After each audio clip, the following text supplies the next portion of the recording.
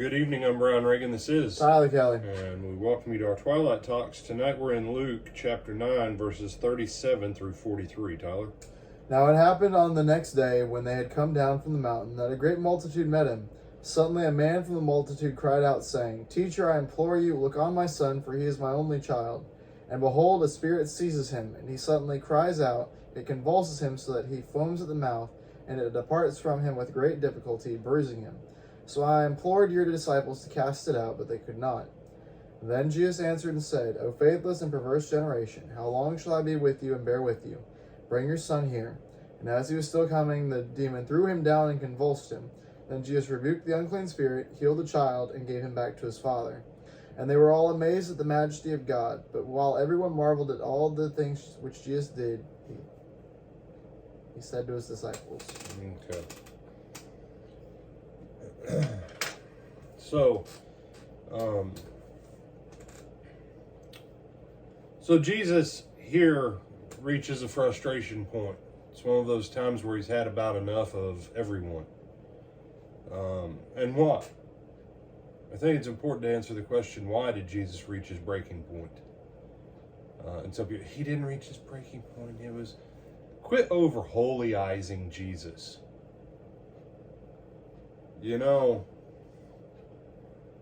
take Jesus, the man, down off of his pedestal, and the Gospels might actually mean something in your life. Instead of just, oh, these are holy words, blah, blah. Jesus was at his breaking point. Jesus was sick and tired of everybody's junk. How much longer do I have to be with you people? How much longer do I have to put up with y'all? That's literally what he says here. He is sick and tired of it. I thought Jesus loved us. You can love someone and be sick and tired of their malarkey. You can love someone and ask questions like what Jesus asks. But if you don't answer the question, what prompted Jesus to get to this point? And it's simply this. Here's all the troubles with my kid. I brought him to your disciples, but they couldn't do anything. You see, what was he called him? Faithless and perverse. Faithless and perverse. The perverse generation, I think, bothered him probably less than the faithless, because the number of times he rebukes people for their lack of faith. The number of times he gets agitated because of people's lack of faith. I understand why people like to over holyize what Jesus says. Because if we can make it all holy, right? Woo, it's Jesus. Then we don't have to deal with the fact that the same boneheads that he had to deal with are the same kind of boneheads in our world. You mean to tell me Jesus isn't just always happy and turning cartwheels of happiness in heaven because of us? No.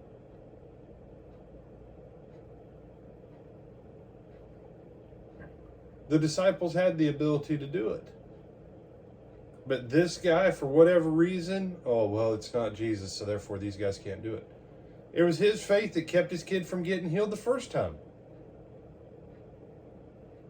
When you read the other Gospels, the dude's like, whoa, and he takes a couple steps back, begs Jesus, gets himself in a right spot. Why couldn't he receive from the disciples?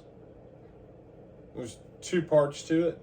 One, the disciples spiritually in their own faith development weren't there. Prayer and fasting. It's Jesus' point. So that was the disciples' part of it. They encountered something that took a little bit more than what they had personally. But the bigger factor was the Father's own unbelief in the disciples' ability to act out or act on behalf of the name of Jesus. When you come to God with a lack of faith, James tells you don't expect to receive anything. And so you and I need to be careful, need to be mindful in this kind of stuff. To what? Make sure that we're not devaluing Jesus by devaluing his ministers. Because devaluing his ministers is devaluing him. Other thoughts, my brother? No, sir. All right, with that, I'm Brian Reagan. This is Tyler Kelly. And we bid you good night.